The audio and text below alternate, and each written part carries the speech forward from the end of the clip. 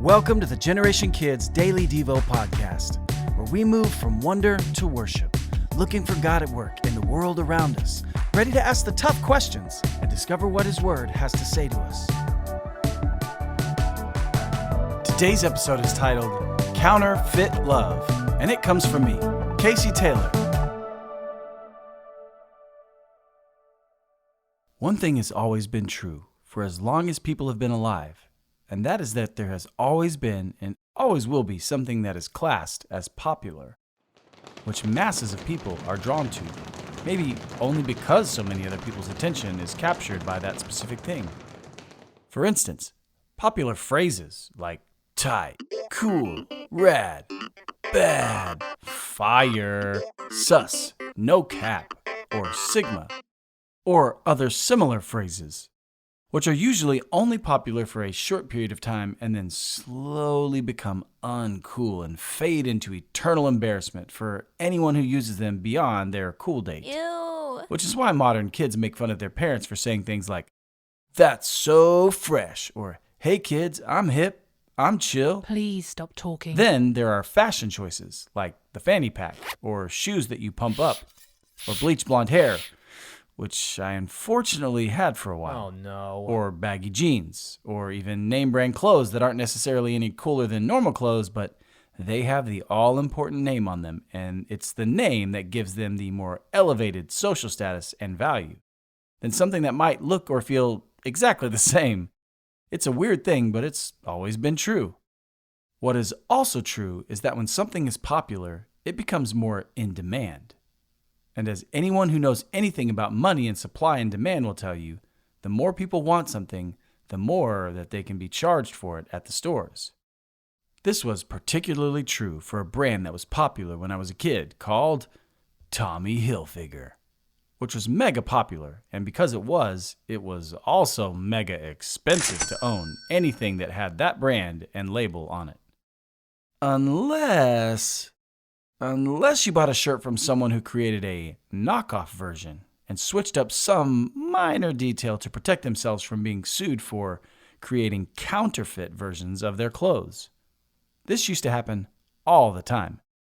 And it happened once to my wife when she was young, when she bought and wore to school her brand new Hilfiger Tommy shirt, which had the name swapped. Where normally Tommy was at the top of the label and Hilfiger at the bottom, she bought and wore a shirt that had Hilfiger at the top and Tommy at the bottom. It was a fake, and she didn't even know it. I don't believe it. But to those who cared and called out such details to her, causing her to cry and never wear that shirt again, the fake shirt was obvious because they knew the signs. They knew what a real shirt was supposed to look like. And because my wife wasn't used to having nicer clothes, she didn't.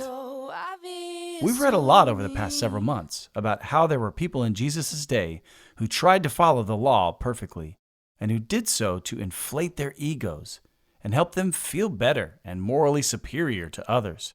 They were known as the Pharisees. They knew the law. They knew how to look good. But when Jesus came along, He literally turned the law upside down, kind of like my wife's Hilfiger Tommy shirt.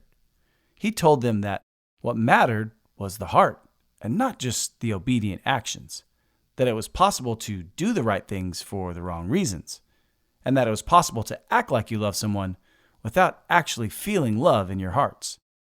Then, the man we called the Apostle Paul wrote to the Corinthian church and told them what love actually looks like, a way for them to identify what was true and genuine, so that they could identify when there was a counterfeit love among them. Love is patient, love is kind. It does not envy, it does not boast. It is not proud.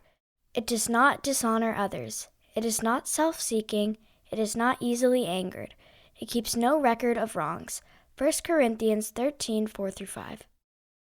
Sometimes it's possible to have strong feelings for someone and to be moved by them in a way that your heart stirs. But that doesn't mean that we love them, though sometimes we allow ourselves to say and even think we do. There are many couples who start off with strong feelings who don't have the developed qualities of love that 1 Corinthians 13, 4-5 talks about. They get caught up in the feelings and the magic and the newness around someone they meet. But when life gets tough, or when a relationship doesn't provide all that they'd hope, they don't show the qualities that this passage talks about. In doing so, they show that their feelings, while strong, might not actually be love. Because just like the logo of our favorite or most popular name brand clothes, there are specific identifying marks and qualities that causes true love to stand out in the presence of other fakes. Love doesn't look like fighting for getting things for yourself. It looks more like taking less than you'd like because you are willing to take what you can get because you care for the person next to you and recognize that they're not perfect, but that you are okay with that because you have something real, actual love. This passage is one of the most famous passages in all of the Bible because everyone cares about love. It's popular, and unlike fashion fads, it's not going anywhere. But there are plenty of counterfeit and fake versions that try to make love easier to get and less sacrificial to keep. Love is costly. It's hard sometimes. It asks us to stick around when the easier option would be to leave. It means settling for less than we want because we trust God to use our love to provide the things that we need deep in our souls. Love really isn't about us. It's not just about how we feel, but more about how truly committed we are to the people around us. Not how much we plan to use it to get for ourselves from the people we say we love. We see real love displayed in how Jesus saw us. He is patient with us as we constantly make mistakes or seek after pleasures other than knowing Him. He is kind to us even when we turn our backs on Him. He was the King of Kings, the Son of God. But He didn't walk around like He was. He washed the disciples' feet. And He ultimately laid down His life for us. He was betrayed by one of His own disciples, but He didn't grow angry with Him or even the people who put Him on the cross. In fact, He prayed for them, asking God to forgive them because they didn't really understand what they were doing. And through His sacrifice on the cross and His resurrection, He separates us from our sin as far as the east is from the west, because He is, as 1 Corinthians shows us, what real love looks like in the flesh. So when we think about love and what it isn't and shouldn't look like, it will look like the opposite of this passage. And when we think about what love is and what it should be, we can look to Jesus, who the Bible tells us is love. Now it's time for Today's Big Question! Today's big question is, what is something that you thought you really loved? But when you look at today's definition, you realize, maybe I only really like that thing or that person.